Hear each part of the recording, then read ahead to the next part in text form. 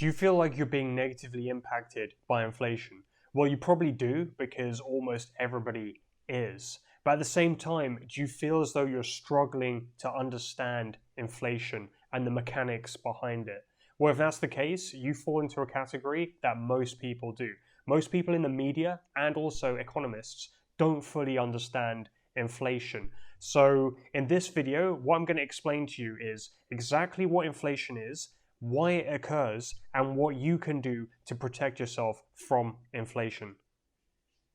Now, to start with a very simple explanation on what inflation is and how you should think about inflation, inflation is effectively a transfer of wealth.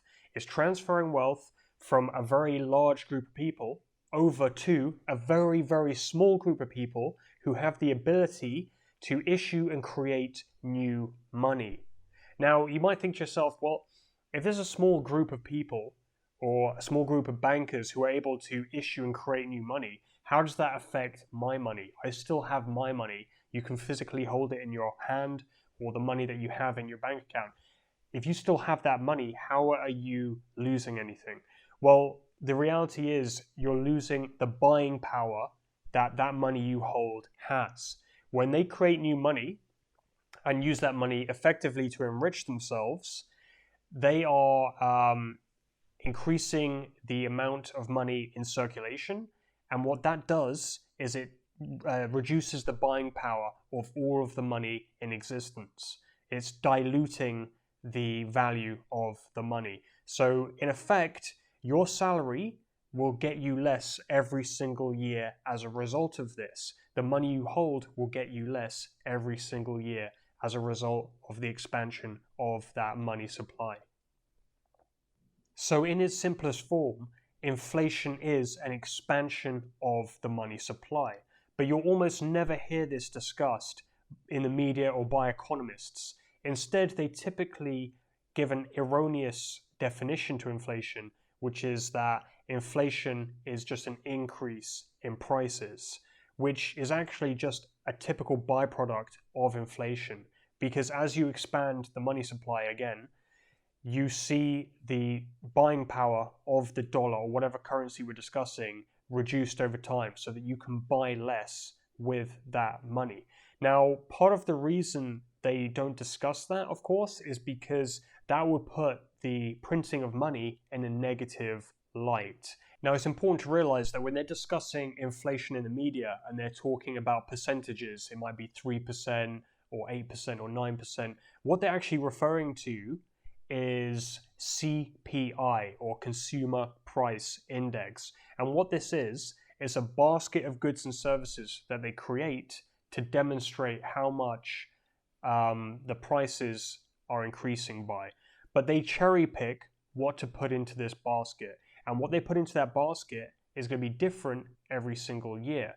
Because if inflation in the basket of goods that they have is going up by too much, let's say by 12%, then what they'll do is they'll remove certain things.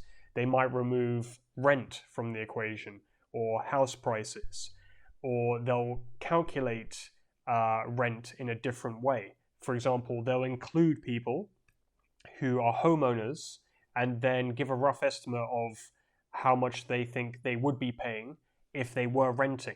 So they'll make all of these calculations in order to come up with a number that is in line with what they want to communicate to the public. So for this reason, the CPI is often referred to as the CP lie. And you should not trust this number because this is not the amount by which the money supply has been increased. It's just a basket of goods and services that they create every single year, and it's not comparing apples and apples, it's comparing apples and oranges, and it's almost meaningless to an extent. Now, the important question, why does inflation occur? Well, quite simply, it occurs because for those who are able to print money, it's extremely profitable. Imagine you were able to create money out of thin air, and you could take that money and purchase assets such as property or stocks or commodities, things that will retain their value over time. Imagine how wealthy you could become if you had that ability. Imagine you were playing Monopoly and you were able to just create money while the other players playing the same game had to get their money by going around the board, which is effectively an analogy of those people having to work for their money. Imagine you were able to do that. Well, that's simply the reason why the money supply is expanded, because those who are able to issue new currency, i.e. central banks like the Federal Reserve or the Bank of England or the People's Bank of China, because those banks are able to print that money at will, they can lend that money out in return for interest, in which case they can basically, they have a money printing machine. They can create as much money as they want, enriching the owners of those banks. There's also the effect that people who are able to borrow money from those banks at very, very low interest rates, close to 0%, those people are also able to enrich themselves. Because imagine you were able to borrow money at almost a 0% interest rate. You could take that money again and invest it and purchase real estate at a very low price, rent out that real estate or watch it go up in value. And part of the reason those properties are going up in value is because the money supply is being diminished over time. So of course those properties are going to look more expensive over time because the money is becoming more and more worthless. So that's why it occurs, and that's why it will continue to occur, because it's extremely profitable for a very small group of people on the planet. So if the Federal Reserve are responsible for printing new money and expanding the money supply, which then leads to that money being devalued and therefore being able to buy less, which is the reason prices seem like they're going up, if the Federal Reserve is causing that, it seems confusing as to why they're speaking in the media and the chair of the Federal Reserve is constantly talking about lowering or increasing interest rates in order to help the economy and stave off the possibility of a recession, and doing all these different types of things, which it seems like is to help the population. That seems a bit confusing.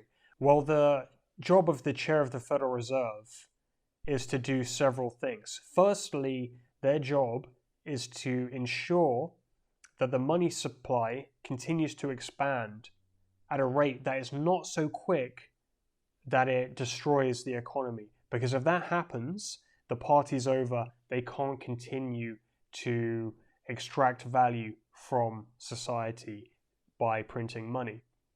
So they want to do it slowly over time. They don't want to do it so quickly. To use an analogy, they don't want to kill the goose that's laying the golden eggs. They want to slowly get those golden eggs over time. Or to use another analogy, if you imagine a cow that's being bled over time, if they bleed that cow too quickly, the cow will die and they won't have any more blood in order to draw.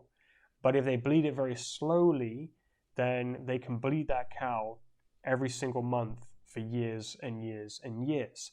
So this is what the Federal Reserve is tasked with, this balance of extracting value, but making sure that they don't do it so quickly that they destroy the economy and cause everybody to lose their jobs, in which case they can't continue to extract any value at all. So that's the first thing.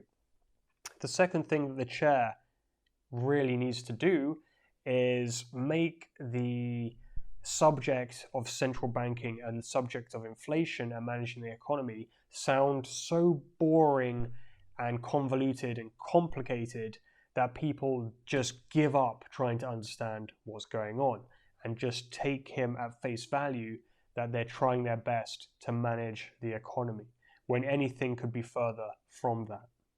So most importantly, how can you protect yourself from inflation? How can you protect yourself from the fact that the money you hold is losing its value over time, sometimes very rapidly?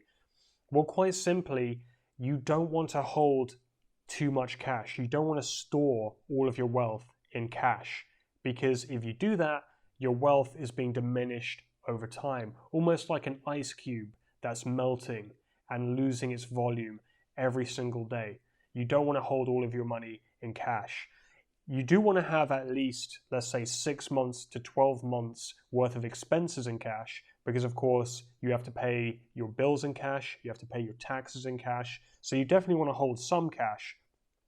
But any excess cash that you have, any additional value you've got from the businesses or the work that you do, you want to put that into something that's going to hold and retain its value more consistently over time. For example, you could put that money into the stock market, you could put it into real estate, you could purchase commodities, anything that's going to hold its value more effectively than cash. Now, if you earn a salary from your work or you have a business, then ultimately you want to increase that salary or increase the price you're charging for goods and services over time. You're going to need to increase that every single year in order to stay ahead of inflation. You need to be more productive. You need to offer more value to your employer or to your customers, and then the amount that you're charging will increase in line with that. Because if you're offering more value, you should of course charge more for that additional value that you're generating. So this puts everybody into a situation where they need to be able to produce more every single year. And because not everybody is able to do this, or because their employer doesn't always recognize that value, this is why people get left behind by inflation. So you want to make sure that you're earning more every single year, otherwise you will get left behind by inflation. So hopefully this video has helped improve your understanding of inflation, why it occurs, and what you can do to protect yourself from it. Thanks for watching.